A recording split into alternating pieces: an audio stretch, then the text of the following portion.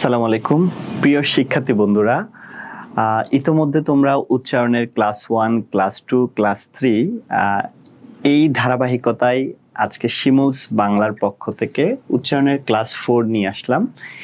এই ক্লাসের মাধ্যমে ক্লাস 4 বা সমাপ্তি ক্লাস, আমি উচ্চারণের যে বেসিক বা যে রুলসগুলো না শিখলেই নয়, সেই তোমাদের জন্য আমার যে কয়েকটি রুলস তোমাদের জন্য তৈরি করে রেখেছি। আজকের ক্লাসের মাধ্যমে এই রুলসগুলো শেষ হবে।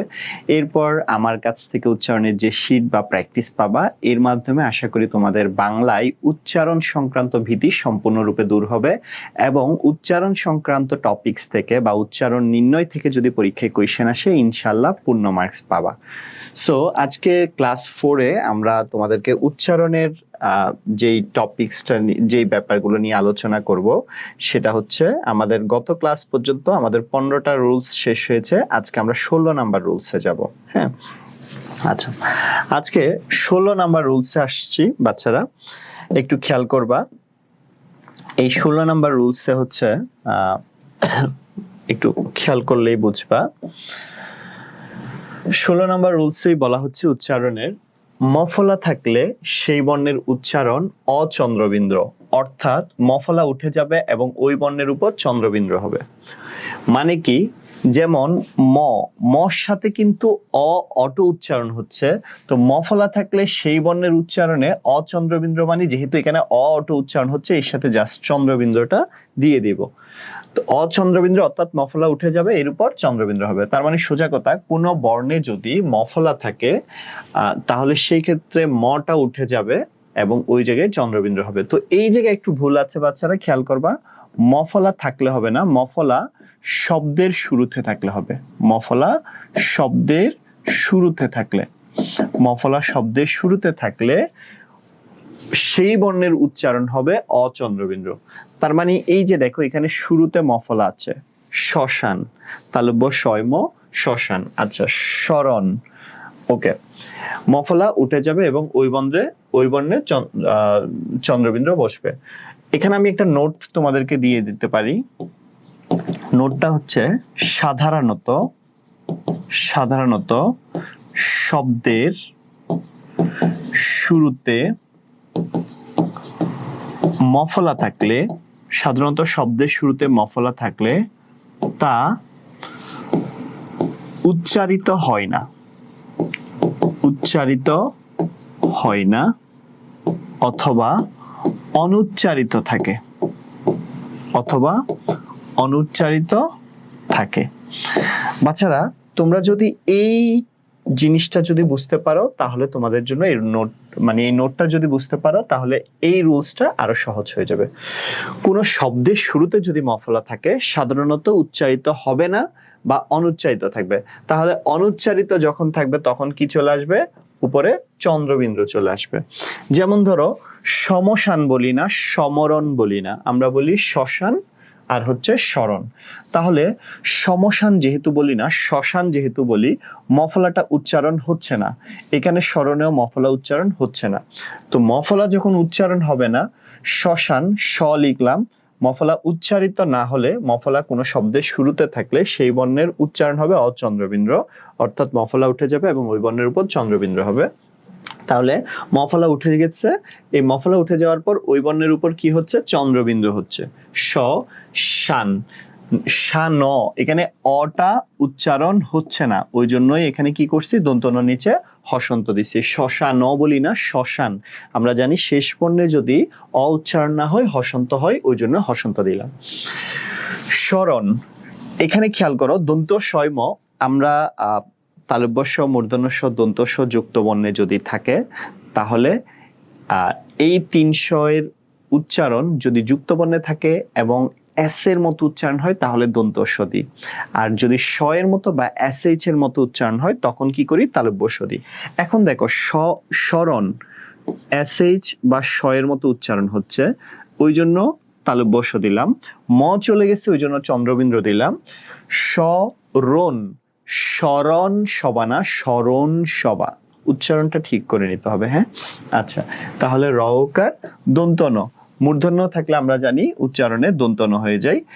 শরণ বলে না, শরণ, তার মানে শেষ বর্ণে অ এর উচ্চারণ হচ্ছে না, শেষ বর্ণে অ উচ্চারণ না হলে ওখানে কি করতে হয়, আমাদের একটা হসন্ত দিয়ে দিতে হয়। এটা আমরা জানি, ওই জন্য হসন্ত ব্যবহার করলাম। সো আশা করি মফলার এই যে আমার প্রথম রুলস, এই প্রথম রুলসটা সম্পর্কে তোমাদের আশা করি ধারণা ক্লিয়ার আছে এবং এটা নিয়ে আর কারো কোনো সমস্যা হবে না। সেম ভাবে আসি মফলার দ্বিতীয় রুলসে, শব্দের মাঝে মফলা থাকলে।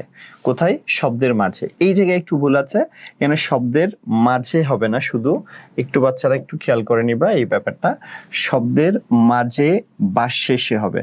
আচ্ছা আমি একটু একটু লিখে দিচ্ছি, শব্দের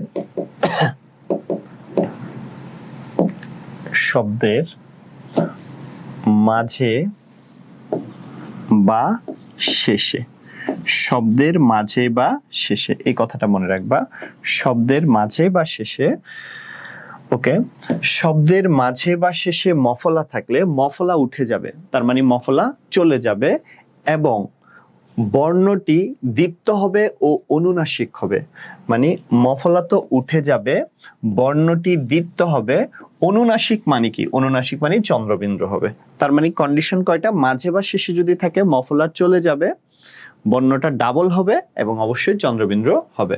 তাহলে দেখো আত্মীয়, ত বর্ণের সাথে মফলা হয়েছে, কোন বর্ণ? ত বর্ণের সাথে। পদ্ম, দ বর্ণের সাথে রফলা হয়েছে, তাহলে এই জন্যই ত বর্ণটা মফলা চলে গেছে, ত বর্ণটা দ্বিত্ব হইছে, মফলা চলে গেছে, দ বর্ণটা দ্বিত্ব হইছে এবং এই বর্ণের উপর চন্দ্র নাসিক্য বা চন্দ্রবিন্দু হবে। তাহলে এই ত তো দুইটা, কোনটার মধ্যে নাসিক্য হবে? ডেফিনেটলি যেহেতু শেষের থেকে মফলা চলে গেছে, শেষ বর্ণটার উপর চন্দ্রবিন্দু বা নাসিক্য হবে। সো এবার আসি আত্মীয়, আ ত, আত তি, দীর্ঘ ইকার থাকলে আমরা জানি হ্রস্ব ইকার হয়ে যায়, ওই জন্য আত্মি অন্তস্তীয়, আত্মীয়। শেষ বর্ণে কি আছে? অ আছে, শেষ বর্ণে অ থাকলে চেঞ্জ হয়ে কি হয়ে যায় বাচ্চারা? আমরা জানি ওকার হয়ে যায়, ওই জন্য আত্মীয়। ওকে, এবার আসি পদ্ম, শেষ বর্ণে কি আছে? অ আছে, শেষ বর্ণে যদি অ থাকে, দেখো পদ, পদ, এই দেখো দটাতে অ উচ্চারণ হচ্ছে না, অ উচ্চারণ হচ্ছে না বিদায় হসন্ত, যেই ব্যঞ্জন বর্ণে অ উচ্চারণ হবে না হসন্ত দিব, পদ। দ, শেষ বর্ণে কি আছে? অ উচ্চারণ হচ্ছে, আবার শেষ বর্ণটাতে গিয়ে অ উচ্চারণ হচ্ছে, অ উচ্চারণ হলে আমরা কি করব? ওকার করে দিব, তাহলে পদ্ম, ওই জন্য ওকার করে দিয়েছি। সো এই রুলসটা নিয়েও মনে হয় কারো সমস্যা থাকার কথা না। মফলার তৃতীয় নাম্বার রুলস, মানে এটা একটা ব্যতিক্রম রুলস, এই রুলসটা ব্যতিক্রম, মানে এটা কোনো রুলস না, বাট এটা প্র্যাকটিস করতে হবে। যে ব্যতিক্রম হচ্ছে মাঝে মাঝে, খেয়াল করবা, মাঝে মাঝে মফলার উচ্চারণ বহাল থাকে, মানে মফলার উচ্চারণ থেকে যায়। তো নর্মালি আমরা, তোমরা যখন লাস্ট ক্লাসটাতে করেছিলে 3 নাম্বার ক্লাসে, বফলা থাকলে বফলার উচ্চারণ হবেই না, রফলা থাকলে রফলার উচ্চারণ হবে, মফলা থাকলে মফলার উচ্চারণও হবে। তাহলে আমরা রফলা মফলা দুইটার উচ্চারণ হচ্ছে, বফলার উচ্চারণ হচ্ছে না। বাট এই একটা ব্যতিক্রম রুলস যে মাঝে মধ্যে মফলার উচ্চারণ হয়ে যায়, কখন? যুগ্ম, আমরা কিন্তু যুগ্ম বলি না, যুগ্ম, যুগ্ম সাধারণ সম্পাদক, ঠিক আছে, তো যুগ্ম বলি, ঠিক আছে। ওকে, তাহলে জু, অন্তস্থ জ রস্যকার থাকলে বর্গীয় জ হয়ে যাবে, এটা আমরা জানি, অন্তস্থ জ থাকলে উচ্চারণে বর্গীয় জ হয়ে যায়।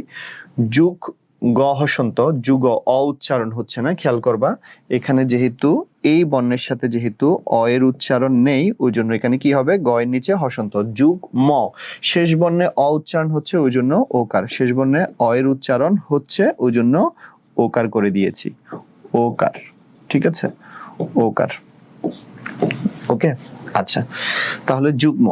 এবার আসি লতিকায় গুল্ম, গুল্ম, গরস্যকার বসিয়ে দিলাম, ল হসন্ত, কেন গুল বলি নাই, গুল, এখানে অটা উচ্চারণ হচ্ছে না, আমরা জানি যেই ব্যঞ্জন বর্ণে অ উচ্চারণ হবে না সেখানে হসন্ত। গুল্ম, শেষে মটা উচ্চারণ হচ্ছে, শেষে মটা অ উচ্চারণ হচ্ছে, তার মানে শেষ বর্ণে যদি অ উচ্চারণ হয় সেখানে কি করতে হবে? ওকার করে দিতে হবে, ঠিক আছে, তাহলে গুল্ম। ওকে, সো বাচ্চারা, আমার মনে হয় এই টপিকসটার এই অংশটা তোমাদেরকে আমি ক্লিয়ার করতে পেরেছি যে মফলা থাকলে সোজা কথা হচ্ছে মফলার উচ্চারণ সাধারণত হবে না। তাহলে আমরা যে 3টা ফলা পড়েছি, বফলা, মফলা, জফলা, সরি 4টা ফলা, প্রথমে পড়েছিলাম জফলা, তারপর হচ্ছে মফলা, তারপর হচ্ছে জফলা, বফলা, রফলা, মফলা, জ জ ব র, জ ব র আর হচ্ছে ম, এই 4টা ফলা পড়েছি। এর মধ্যে জফলা থাকলে জফলা উঠে যাবে, ডাবল হবে। বফলা থাকলে বফলাও চলে যাবে। রফলা থাকলে রফলা বহাল থাকবে, মফলা। তাহলে র আর ম বহাল থাকবে, জ আর ব বাদ যাবে ফলার ক্ষেত্রে। ইতোপূর্বে ভিডিওগুলোতে আমরা এটা দেখে এসেছি। সো পরের রুলসে চলে যাচ্ছি আমি। পরের রুলসে হচ্ছে 17 নাম্বার রুলস। 17 নাম্বার রুলসটা রফলা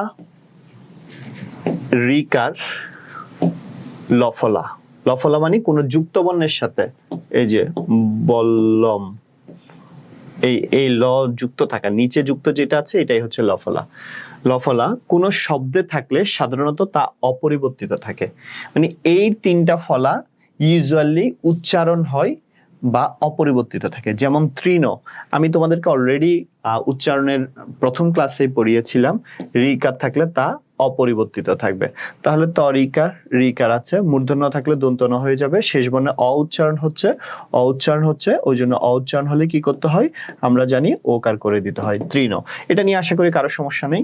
ক্লান্ত, যুক্ত বর্ণে লফলা যদি থাকে, এটা আমরা বলি যে যুক্ত বর্ণ আমি বলি ভেঙে লেখার জন্য, বাট যখন ফলা থাকবে মাঝে মধ্যে কিন্তু ভাঙা যায় না। যেমন স্নান করিয়েছিলাম তোমাদের, মানে স্নান করাই নাই, স্নানের শব্দটা লিখিয়েছিলাম, উচ্চারণ লিখিয়েছিলাম, ওখানেও ভাঙা হয় নাই। সেম ভাবে যদি আসি ক্লান্ত, কয়ল আকার হবে, তোমরা এভাবে লিখবা না, কয় আকার ল হসন্ত ক্লা দন্ত ন হসন্ত ত ওকার, ক্লান্ত, এইভাবে লেখা যাবে না। কারণ বলেছিলাম যুক্ত বর্ণ থাকলে ভেঙে লিখতে, বাট লফলা যদি যুক্ত বর্ণে থাকে, মানে ল যদি যুক্ত বর্ণে থাকে, এটা লফলা হয়ে যায়। এই লফলাতে উচ্চারণে কোনো চেঞ্জ হবে না, লফলাই ডিরেক্ট বসবে। তাইলে ক্লা, এই ক্লা বসেছে। দন্ত ন ত, ক্লান, এইটা কিন্তু যুক্ত বর্ণ, এই যুক্ত বর্ণটা ভেঙে লিখবো। দন্ত ন হসন্ত ত, যুক্ত বর্ণের শেষে অ উচ্চারণ হলে কি করতে হয়, ওকার দিতে হয়, ক্লান্ত। যেহেতু এখানে অ এর উচ্চারণ আছে, সুতরাং আমরা কি করে দিব, ওকার করে দিব, ক্লান্ত। সেম ভাবে আসি প্রাণ, রফলা থাকলেও বলছি রফলা রিকার লফলা 3টা বহাল থাকবে। তাহলে রফলা যদি থাকে পরফলা দিলাম, আকার মূর্ধন্য থাকলে দন্ত ন, যেহেতু প্রাণ অ, এখানে অ এর উচ্চারণ হচ্ছে না, ওই জন্যই কি করতে হয়েছে, হসন্ত দিতে হয়েছে, প্রাণ। সো এই রুলসটা ক্লিয়ার। একটু আগে এমনি যখন আমরা রফলা রুলস করেছিলাম বলেছিলাম রফলা বহাল থাকবে। সো এটা নিয়েও আশা করি কোনো সমস্যা নেই। 17টা রুলস আমাদের শেষ। পরবর্তী রুলসে আমরা যাচ্ছি। পরবর্তী রুলস হচ্ছে গদব। গদব মানে গ দ ব, এই 3টি আলাদা বর্ণ। গ দ ব এর সাথে যদি বফলা থাকে এটা উচ্চারিত হবে। ইউজুয়ালি আমি কিন্তু তোমাদেরকে বলেছি বফলা থাকলে উচ্চারণ হয় না, কিন্তু এটা ব্যতিক্রম, বফলার একটা ব্যতিক্রম রুলস মনে করতে পারো। গ দ ব এই 3টা বর্ণের সাথে যদি বফলা থাকে তাহলে সেই ক্ষেত্রে উচ্চারণ হবে। যেমন ধরো ঋগ্বেদ, উদ্বেগ, 90। তাহলে দেখো রি এর উচ্চারণ ররের শিকার, এই ভুলটা কিন্তু করবা না প্লিজ। তোমরা অনেক সময় রিটা রি বসিয়ে দাও বা রিকাল দিতে চাও না, রি এর উচ্চারণ ররের শিকার, এটা আমি ফার্স্ট ক্লাসে পড়িয়েছিলাম। তাইলে ঋগ্বেদ, গ হসন্ত, কারণ গ এর সাথে অ এর উচ্চারণ হচ্ছে না। ঋগ বেদ, ব আছে, ব চিহ্ন আমি তোমাদেরকে বলেছিলাম যে কোনো শব্দের আগে চিহ্ন দেখলেও এটার উচ্চারণ হয় অ্যাকচুয়ালি পরে, ওই জন্য একারটা পরে, ওই জন্য এই ব বর্ণের সাথে মানে পরের বর্ণের সাথে বয়কার দ, ঋগ বেদ বলি না, ঋগ বেদ, শেষে যেহেতু অ এর উচ্চারণ হবে না ওই জন্য হসন্ত, দ এর সাথে হসন্ত। সো এটা নিয়ে আশা করি সমস্যা নেই। উদ্বেগ, রস্যও থাকলে রস্যই বসে, দ তারপর ব তারপর এ, তাহলে দ হসন্ত উদ, এখানে কেন অ উচ্চারণ হচ্ছে না বিদায় হসন্ত। ব এর সাথে এ উদ্বে, গ, গ এর সাথে অ উচ্চারণ হচ্ছে না, উদ্বেগ বলি না, উদ্বেগ, অ উচ্চারণ না হলে কি করতে হয়, হসন্ত দিতে হয়।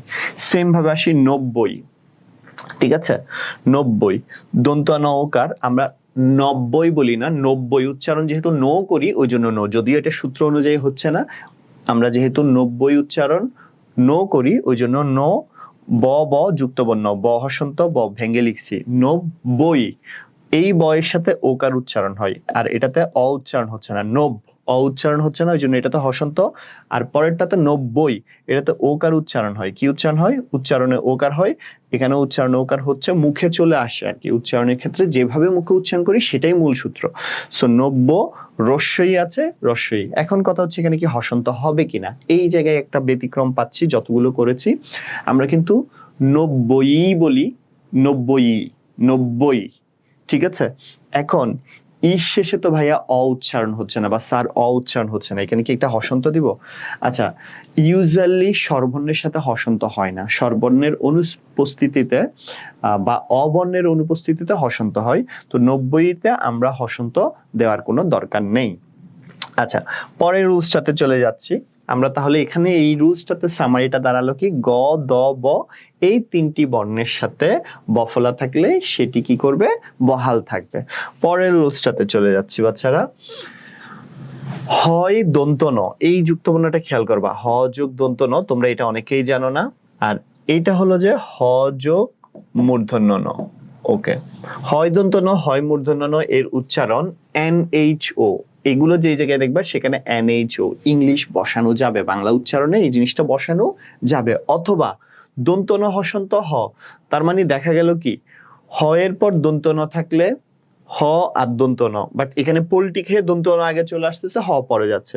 হ এর পর মূর্ধন্য থাকলে আমরা জানি উচ্চারণে তো মূর্ধন্য ন ব্যবহার হবে না, মূর্ধন্য ন এমনিই দন্ত ন হয়ে যাবে জানি। তার মানে হ যোগ দন্ত ন হওয়ার কথা ছিল, এটাও কি হয়ে যাচ্ছে? দন্ত ন হসন্ত হ। সোজা কথা, হয় মূর্ধন্য ন হয় দন্ত ন, যাই থাকুক ন হবে অথবা NHO হবে। আর এটাকে বলা হয় হয় ম, এটাকে অনেকে ক্ষীয় মনে করো, নেভার। ক্ষীয় মানে ক যোগ মূর্ধন্য, সেটা হয় ম। হয় ম এর উচ্চারণ কি হবে? MHO অথবা ম হসন্ত হ, ঠিক আছে। এই যে পরেরটা আগে, মানে হয় ন আর হয় মতে পোল্টি মারে। হয় ন মানে ন, হয় ন, নটা পরে, এটা পোল্টি মেরে আগে চলে আসে, দন্ত ন হসন্ত হ। সেম ভাবে হয় মতেও হ আগে ম পরে, বাট পোল্টি মেরে কি হয়ে যাবে? ম হসন্ত হ। ওকে, তাহলে হয় ন বা হয় ম থাকলে উচ্চারণে হয় ন থাকলে NHO অথবা দন্ত ন হসন্ত হ, আর হয় ম থাকলে MHO অথবা ম হসন্ত হ। তাহলে দেখো, চিহ্ন, চিহ্ন আমরা উচ্চারণ করি চিহ্ন, অ্যাকচুয়ালি এটার উচ্চারণ হচ্ছে চিহ্ন। চরের শিকার লিখলাম, এটা কি হয় দন্ত ন, তাইলে হ যোগ দন্ত ন, হ যোগ দন্ত ন হলে কি হয়ে যাবে? দন্ত ন হসন্ত হ। তাহলে দেখো, চিহ্ন শেষ বর্ণে কি আছে? অ আছে। শেষ বর্ণে যদি অ থাকে কি হয়ে যায়? ওকার হয়ে যায়। শেষ বর্ণ অ থাকলে কি হয়ে যায়? ওকার। এই জন্যই চিহ্ন শেষ বর্ণে ওকার দিয়ে দিয়েছি। অথবা তুমি এই NHOটা লিখতে পারবা কিসের পরিবর্তে? মনে রাখবা, হয়ের পরিবর্তে। NHOটা লিখবা হয়ের পরিবর্তে। আমি একটু ক্লিয়ার করে দিচ্ছি, NHOটা লিখতে পারবা হয়ের পরিবর্তে, হয়ের পরিবর্তে। আর MHOটা লিখতে পারবা কিসের পরিবর্তে? এটাও সেম ভাবে, হয়ের পরিবর্তে।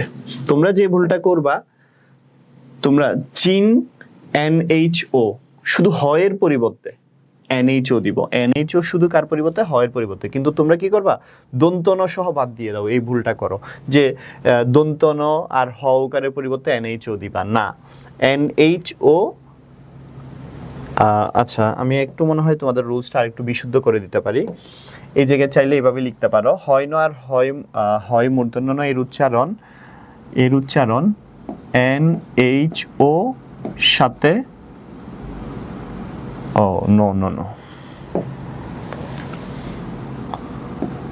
দন্ত ন হসন্ত NHO। এই রুলসটা কিন্তু অ্যাকুরেট কারেক্ট হয় এরকম, দন্ত ন হসন্ত NHO দিলে, আর এটা কারেক্ট হয় ম হসন্ত MHO দিলে। এখন মনে হয় কারেক্ট বেশি। ওকে, তাহলে পরের রুলসটাতে আমি মনে হয় ক্লিয়ার করে দিতে পারবো, একটু খেয়াল করবা। ব্রাহ্মণ, বড়ফলা আকার বসালাম, এটা কি? হ যোগ ম।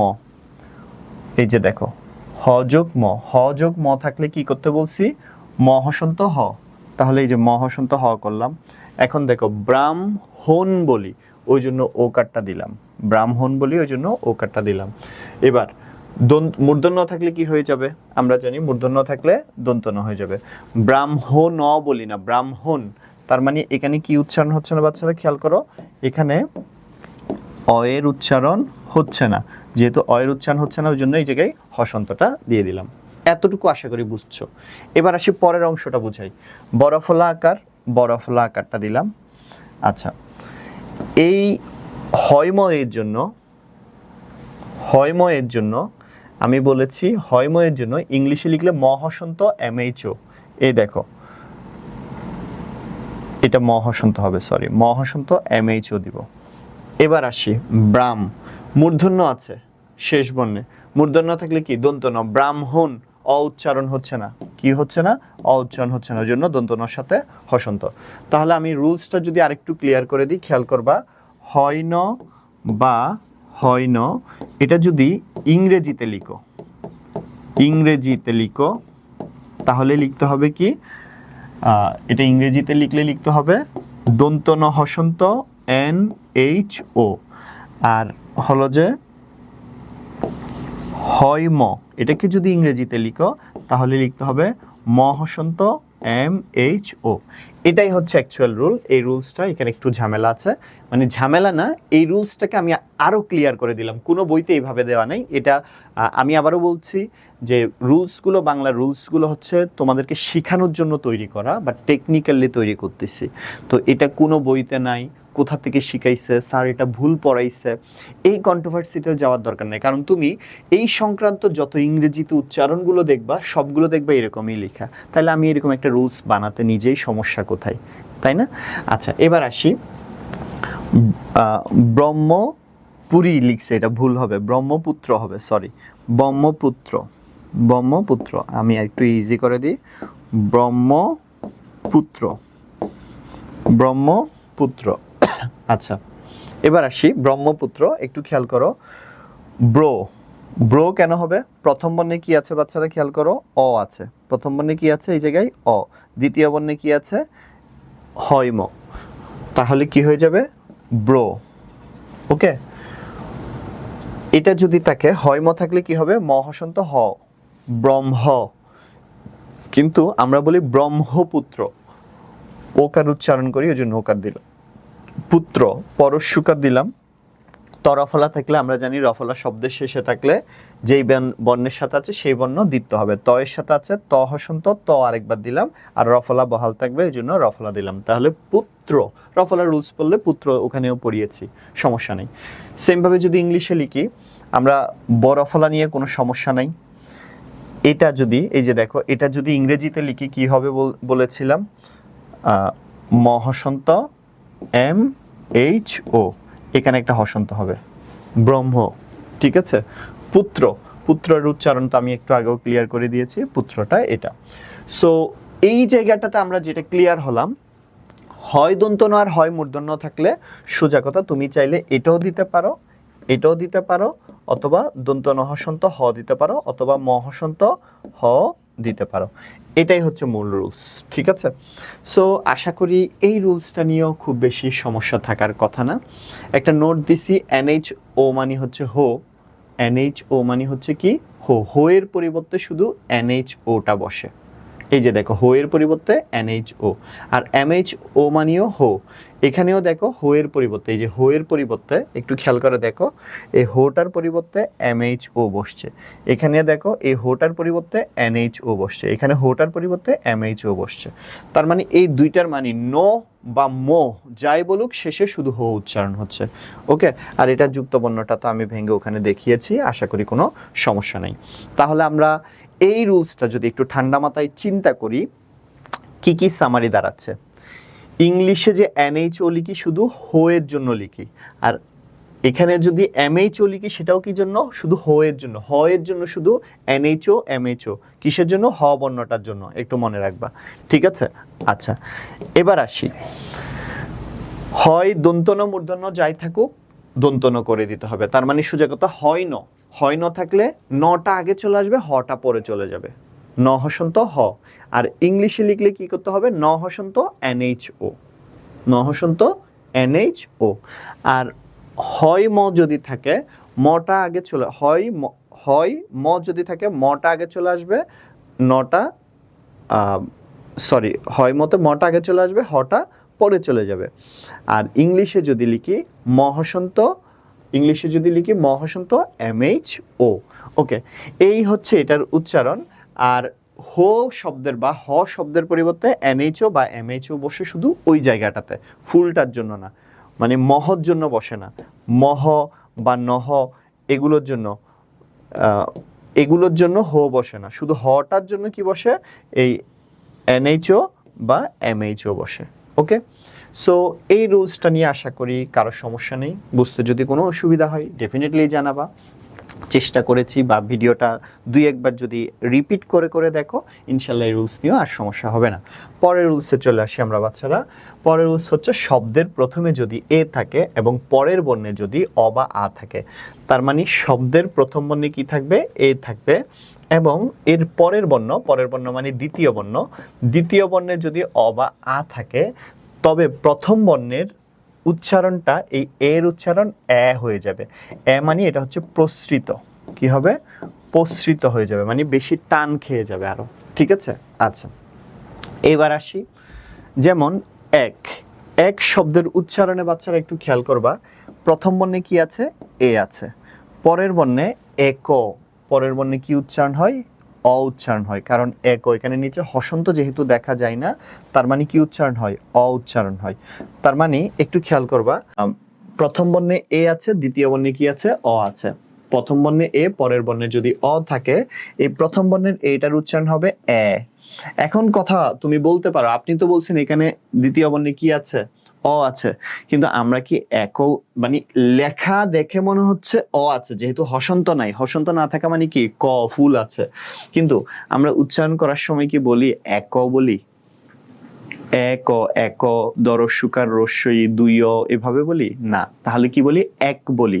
তাহলে যেহেতু উচ্চারণের সময় আমরা অ উচ্চারণ করি না, এই জন্য এখানে হসন্ত দিয়ে দিলাম, অটা উচ্চারণ হচ্ছে না, ওই জন্যই হসন্ত দিয়ে দিলাম এক। আর এখানে এ কেন করছি, বানান লেখার সময় যেহেতু এই কটার শেষে আমরা অটা লিখছি, মানে হসন্ত দিই নাই, হসন্ত না দেওয়া মানে কি এখানে অ আছে, ওই জন্য ধরে নিচ্ছি ক বর্ণের সাথে বানানে অ আছে, ওই জন্য প্রথম বর্ণের এটা চেঞ্জ করে এ করে দিয়েছি। সেম ভাবে একাডেমি, এ প্রথম বর্ণে, দ্বিতীয় বর্ণে আ আছে, দ্বিতীয় বর্ণে আ, প্রথম বর্ণে এ, দ্বিতীয় বর্ণে আ থাকলে এটা কি হয়ে যাবে, এ। কা আছে কা, ডে আছে ডে, মি আছে মি, একাডেমি লিখে দিচ্ছি, এটা তো কোনো ঝামেলাই নেই। একতা, দেখো এখানে কিন্তু অ এর উচ্চারণ হচ্ছে, তাহলে এটা এ হয়ে যাবে, কারণ পরের বর্ণে অ আছে, ওই জন্য একতা না, একতা বলে না, একতা। ক এর সাথে কি হবে, ওকার হবে, তা আছে, তা বসিয়ে দিব। সেম ভাবে ইংলিশে দেখো CAT, আমরা কিন্তু ক্যাট বলি না, ক্যাট, ঠিক আছে, CAT কি বলি, ক্যাট। তাহলে এ উচ্চারণ করি, এই এর পর দেখো এখানে এ আছে, ট, এই ট এর সাথে দেখো হসন্ত দি নাই, তার মানে অ আছে, তাহলে ক্যাট। এই এ আছে, পরের বর্ণ অ আছে, ওই জন্য কি করে দিয়েছি, এ করে দিয়েছি, কে। আর ট এর এখানে হসন্ত না দিলেও, বাট আমরা ইংরেজিতে উচ্চারণ করার সময় ক্যাট বলি, অ উচ্চারণ করতেছি না, ওই জন্য হসন্ত দিয়েছি। সেম ভাবে এখানে একটিতে দেখো এ, ক এর নিচে আমরা হসন্ত দিই না। আচ্ছা, এই জায়গাটা নিয়ে একটু কন্ট্রোভার্সি আছে, এই জন্য আমি স্টার চিহ্ন দিয়েছি। এটা অনেক জায়গায় বানানটা এভাবে দেখায়, আবার এটা একটি, এই বানানটাও ঠিক দেখায়। এটা নিয়ে একটু কন্ট্রোভার্সি আছে, এটা নিয়ে আসলে স্বচ্ছ, এটা পরীক্ষায় আসে না যেহেতু কন্ট্রোভার্সি আছে, তাও আমি তোমাদের ক্লিয়ার করার জন্য বলতেছি। ক, এই ক এর সাথে অ উচ্চারণ হচ্ছে না, যদি বানানে কিন্তু আমরা হসন্ত লিখি না, ওই হিসাবে এই এটা এভাবে দেওয়ার কথা। কারণ কি, এখানে অ এর একটি, মানে বানান অনুযায়ী অটা আছে, হসন্ত যেহেতু নাই, তার মানে এটাই উচ্চারণ হওয়ার কথা, বাট এটার উচ্চারণটা ব্যতিক্রম। আমরা লিখি কিভাবে? একটি, এইভাবে লিখি। ওকে, সো এটা একটু ব্যতিক্রম। সোজা কথা, এই রুলসটা বুঝতে হলে ইজি ব্যাপারটা হচ্ছে বানানের ক্ষেত্রে দেখবো প্রথম বর্ণে এ আছে কিনা, একটু বুঝে নাও। বানানে প্রথম বর্ণে এ আছে, দ্বিতীয় বর্ণে যদি ক থাকে বা অ থাকে, ডিরেক্ট অ আছে অথবা ক আছে, ওই কয়ের নিচে হসন্ত নাই, তাহলে এই এ কে কি করে দিব? এ করে দিব, এ করে দিব। ঠিক আছে, সেম ভাবে বানানে প্রথম বর্ণে এ আছে, দ্বিতীয় বর্ণে একটা আকার আছে, সেই ক্ষেত্রেও কি করে দিব? এ করে দিব। ওকে, এটা হলো মূল কথা। এবার আসি উচ্চারণের সময় গেলে প্রথম বর্ণে এ আছে, দ্বিতীয় বর্ণের ক, যেমন ধরো এক বলি না, এক বলি, সেই ক্ষেত্রে ওই কয়ের নিচে অবশ্যই কি দিয়ে দিতে হবে? হসন্ত দিয়ে দিতে হবে। তার মানে বানান এক জিনিস, উচ্চারণ আরেক জিনিস, দুইটা হচ্ছে ভিন্ন জিনিস। সো এই রুলসটা আমার মনে হয় এতটুকুতে ইনাফ, এটা থেকে খুব বেশি আসে না পরীক্ষায়। এই একাডেমিটাই সবচেয়ে বেশি আসতে দেখা যায়, একতাও আসতে দেখা যায়, এই দুইটা সবচেয়ে বেশি আসে। তোমরা হয়তো যেখানে পরীক্ষা দিবা, একাডেমি বা একাডেমিক, একাডেমিক যদি বলে শেষে একটা ক যুক্ত হবে, এখানে ক দিয়ে নিচে একটা কি দিয়ে দিতে হবে? হসন্ত। কারণ কি? একাডেমিক ক বলি নাই, একাডেমিক, এখানে যেহেতু অয়ের উচ্চারণ হচ্ছে না ওই জন্য হসন্ত। তাহলে একাডেমি, একাডেমিক, একতা, আশা করি এই তিনটা বানান পড়লেই পরীক্ষায় এই রুলস থেকে পেয়ে যাবা। তাও তোমাদেরকে রুলসের সম্পর্কে একটু ধারণা দেওয়ার চেষ্টা করলাম। আমি আবারও বলছি, এইসব রুলসগুলো একটু কমপ্লিকেটেড থাকে স্টুডেন্টদের কাছে মনে হয়। যখনই তোমার কাছে ওটা মনে হবে, তুমি আমার ভিডিওটা এই রুলসটা 2বার বা 3বার ইনস্ট্যান্ট এখনই বসে 2বার বা 3বার দেখবা, আশা করি তোমার কাছে একদম স্বচ্ছ পানির মতো হয়ে যাবে ইনশাল্লাহ। ওকে, সো উচ্চারণের পরের রুলস এবং আমাদের উচ্চারণ সংক্রান্ত ক্লাসের শেষ রুলসটা আমরা শেষ করি। এখান থেকে ঢাকা বিশ্ববিদ্যালয় সহ বিভিন্ন বিশ্ববিদ্যালয়ে এই পরীক্ষায় কোয়েশ্চেনটা আসতে দেখা যায়। এই জায়গা থেকে উচ্চারণে শব্দে যদি হয়ব থাকে, কি থাকে? হয়ব থাকে। একটু খেয়াল করবা, আমি এটা হলুদ কালি দিয়ে লিখি। হ্যাঁ, আচ্ছা, উচ্চারণের শব্দে যদি হয়ব থাকে, বয়ের উচ্চারণ সবসময় ভ হয়ে যাবে। তার মানে আমার হয়বতে বয়ের উচ্চারণ ভ হয়ে যাবে, শেষ, এটা নিয়ে ঝামেলা নেই। এখন আছে ঝামেলা কি নিয়ে? হ নিয়ে। খেয়াল করবা, হয়ের আগের বর্ণে, এই হটার ইমিডিয়েট আগের বর্ণটাতে যদি অ বা আ উচ্চারিত হয়, তাহলে হয়ের উচ্চারণ ও হবে। এটা এই চিহ্ন দিলে ভালো হয়। হয়ের উচ্চারণ কি হবে? ও হয়ে যাবে। আর হয়ের আগের বর্ণে যদি রস্যই বা রস্যৌ এই দুইটা উচ্চারিত হয়, তাহলে হ বর্ণের উচ্চারণ কি হবে? রস্য হয়ে যাবে। অর্থাৎ হয়ব যদি থাকে, হয়বয়ের উচ্চারণ হয় ও ভ হবে। আগের বর্ণে যদি অ বা আ থাকে, খেয়াল করবা, আগের বর্ণে যদি অ বা আ থাকে, তাহলে হয় বয়ের উচ্চারণ কি হবে? ও ভ। আর আগের বর্ণে যদি রস্যই বা রস্য থাকে, তাহলে হয় বয়ের উচ্চারণ হবে কি? রস্য ভ।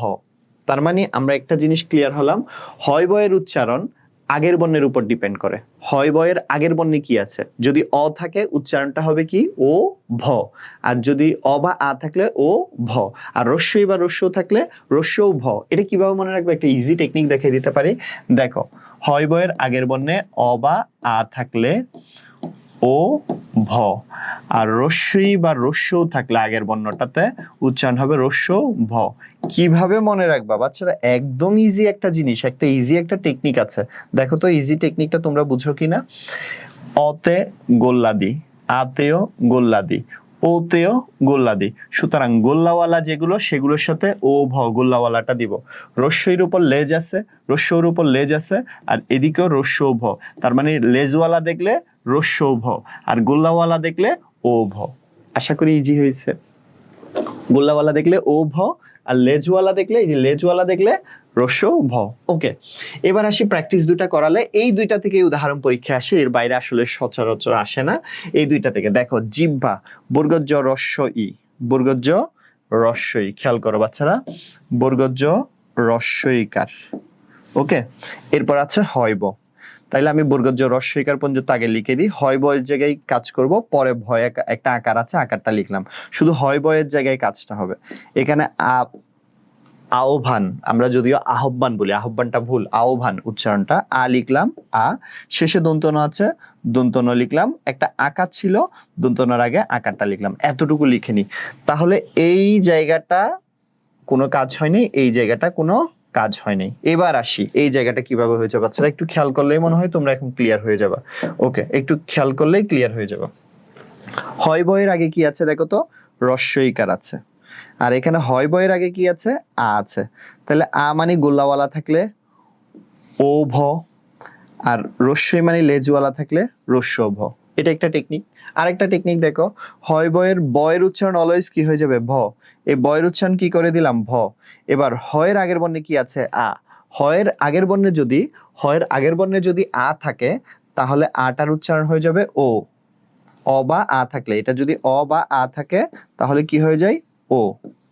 আর হয়ের আগের বর্ণে যদি রস্বই বা রস্যও থাকে তাহলে এই মানে হয়ের উচ্চারণ হয়ে যাবে কি, রস্য। সো আমার মনে হয় এটা নিয়ে এত পেঁচানোর দরকার নেই। হয়ের আগের বর্ণে অ বা আ থাকলে ও ভ দিয়ে দিব, আর হয়ের আগের বর্ণে যদি রস্বই বা দীর্ঘই অথবা রস্বইকার বা দীর্ঘইকার থাকে তাহলে রস্যও ভ দিয়ে দিব। ঠিক আছে, এই যে এটাই হলো যে মূল রুলস। সো আর আরো একটা ইজি টেকনিক দিতে পারি। হয় বযুক্ত শব্দে বটাকে অলওয়েজ ভ করে দিবা। হয়ের আগের বর্ণে যদি অ বা আ থাকে তাহলে এই হটা হয়ে যাবে কি, ও। আর হয়ের আগের বর্ণে যদি রস্বই বা রস্যু থাকে অথবা রস্বইকার বা রস্যুকার থাকে তাহলে এই হটা হয়ে যাবে কি, রস্যু। শেষ, বটা অলওয়েজ ভ হয়ে যাবে। সো এইখানেও আরেকটা টেকনিক দেখিয়ে দিলাম। সেই সাথে আমার উচ্চারণের 4টা ক্লাস এবং ধারাবাহিকভাবে আমি টোটাল তোমাদেরকে 21টা রুলস পড়িয়েছি। এই 21 শতকে এসে 21টা রুলস পড়লে আশা করি উচ্চারণে ভালো করতে পারবা। তোমাদের জন্য অনেক অনেক অনেক শুভকামনা জানাচ্ছি। এবং সেই সাথে তোমরা যে আমার এই যে শিমুলস বাংলা, আমার যেই শিমুলস বাংলা যে লেখাটা আছে, সেম নামে ফেসবুক পেজ পাবা, গ্রুপ পাবা, ইউটিউব চ্যানেল পাবা। ওখানে তোমরা একটু সাবস্ক্রাইব করে রাখতে পারো, তাহলে তোমরা আমার এই ভিডিওর পাশাপাশি আরো বেশ কিছু ভিডিও সম্পর্কে তোমরা জানতে পারবা, বা বিভিন্ন বিশ্ববিদ্যালয় ভর্তি, বিসিএস বা বাংলা রিলেটেড প্রতিযোগিতামূলক যে কোনো পরীক্ষার যে কোনো কোয়েশ্চেন সম্পর্কে ধারণা পাবা। সো তোমাদের জন্য অনেক অনেক শুভকামনা জানিয়ে আমি আমার এই প্রথম ভিডিও, মানে 4টা পর্বের প্রথম ভিডিও যেটা উচ্চারণটা, আমি এখানে শেষ করছি। সবার জন্য শুভকামনা রইল। আমার পরবর্তী ভিডিওগুলো বা বাংলা দ্বিতীয় পত্রের ধারাবাহিকভাবে সব ভিডিওগুলো দেখার আমন্ত্রণ জানিয়ে এবং বন্ধুদেরকে যেন তোমরা নিমন্ত্রণ জানাও, সেই তোমাদের উপর আশা ব্যক্ত করে আজকে ক্লাস শেষ করছি। সবার জন্য শুভকামনা। আসসালামু আলাইকুম।